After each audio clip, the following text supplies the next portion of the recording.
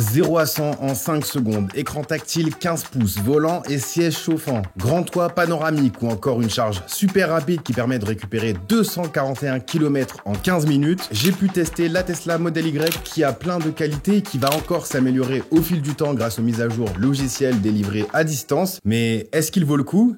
C'est ce qu'on va voir ensemble dans cette vidéo.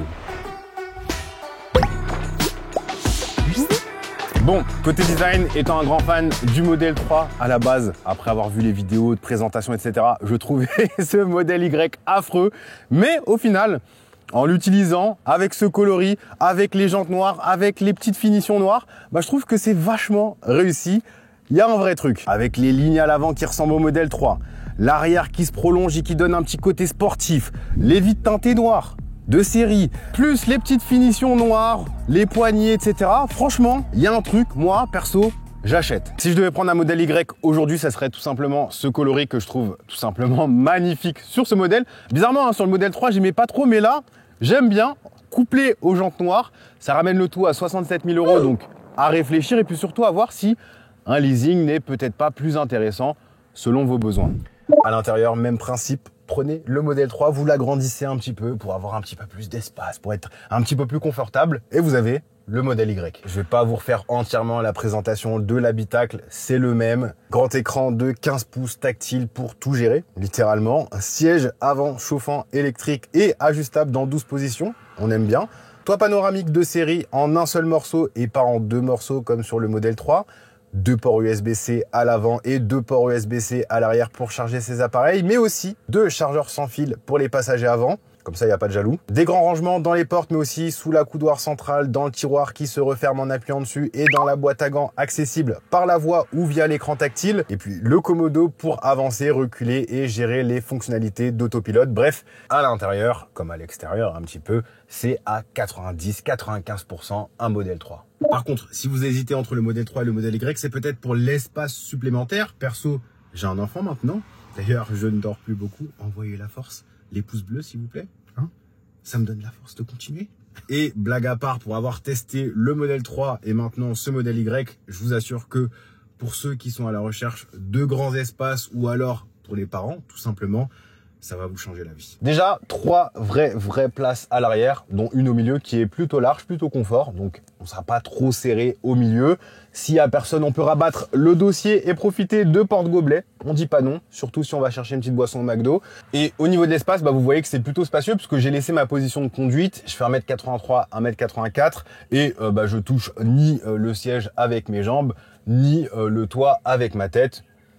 Plutôt cool. Et puis pour info, il y a 2 prises Isofix pour les sièges bébés. Je sais, ceux qui ne sont pas parents ne savent pas du tout ce que c'est. Ils ne savaient même pas que c'était obligatoire, mais c'est présent. Il y en a 2. Et du coup, avoir autant de place permet de mettre et de retirer le siège bébé super facilement. En parlant d'espace et de faire attention aux petits détails, grosse différence par rapport au Model 3, c'est la présence d'un haillon électrique. Oui, c'est important. C'est important pour les parents comme moi, parce qu'on va pouvoir ranger notre poussette hyper facilement, c'est spacieux et on ne sera pas dérangé par la vitre arrière comme on pouvait l'être sur le Model 3. D'ailleurs, c'est très spacieux. 854 litres, qui est près du double du Model 3 et de ses 542 litres.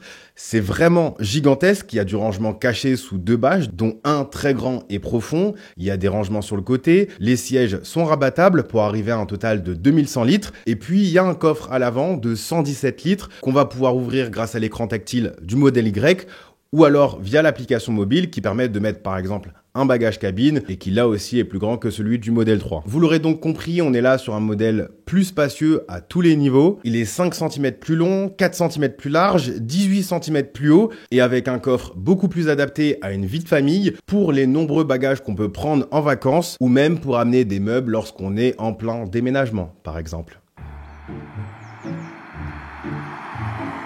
Bon, après plusieurs jours avec le Model Y et après avoir roulé des centaines de kilomètres, qu'est-ce que j'en pense?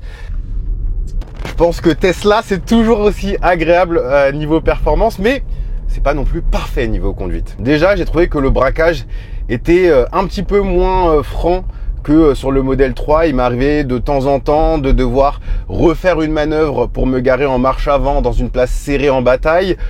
J'ai aussi trouvé que la visibilité à l'arrière n'est pas tip top avec le rétroviseur. La vitre arrière est assez petite. Et puis au niveau des suspensions, je trouve ça pas trop fluide. Je veux dire, on sent un petit peu les bosses ou les ralentisseurs quand on passe. Et je m'attendais avec un SUV d'avoir un truc un peu plus, vous voyez, un peu plus doux. Voilà. Pour revenir sur un petit peu de positif, il y a une grosse mise à jour au niveau de l'interface avec quelques changements, notamment au niveau de la barre de navigation en bas.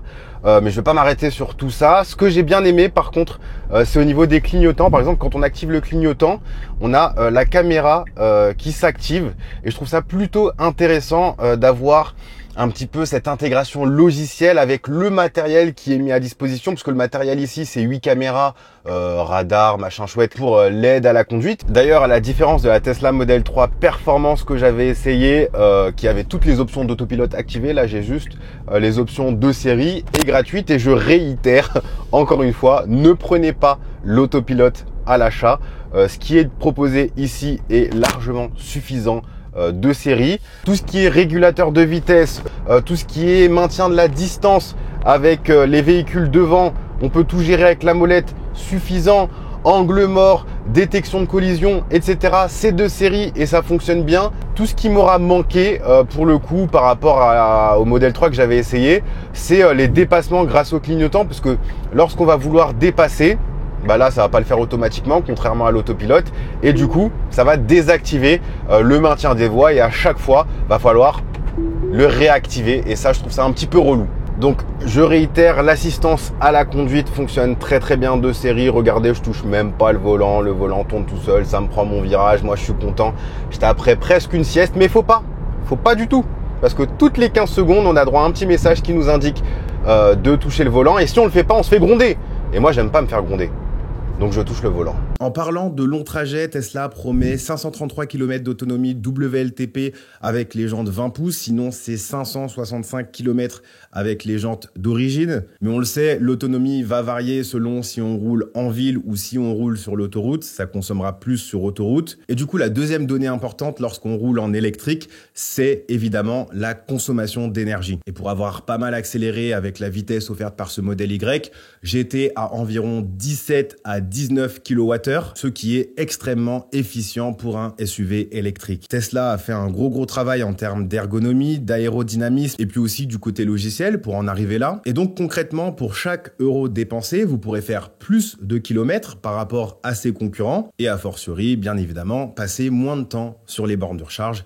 Et ça, on dit pas non, notamment quand on a une électrique. Et évidemment, on n'oublie pas l'un des gros avantages de Tesla par rapport à ses concurrents, c'est son immense réseau de superchargeurs qui permettent de recharger son véhicule super facilement et super rapidement. Ici, sur le modèle Y, on peut profiter d'une recharge qui peut monter jusqu'à 250 kWh et en 15 minutes, on peut récupérer environ 240 km, ce qui correspond à un arrêt normal sur autoroute, notamment quand on a un petit creux. Et puis si comme moi vous habitez dans une maison, vous avez le choix, vous pouvez soit brancher sur secteur directement votre voiture, ça sera super lent, certes, mais ça fonctionne, ou alors vous pouvez faire installer une wallbox.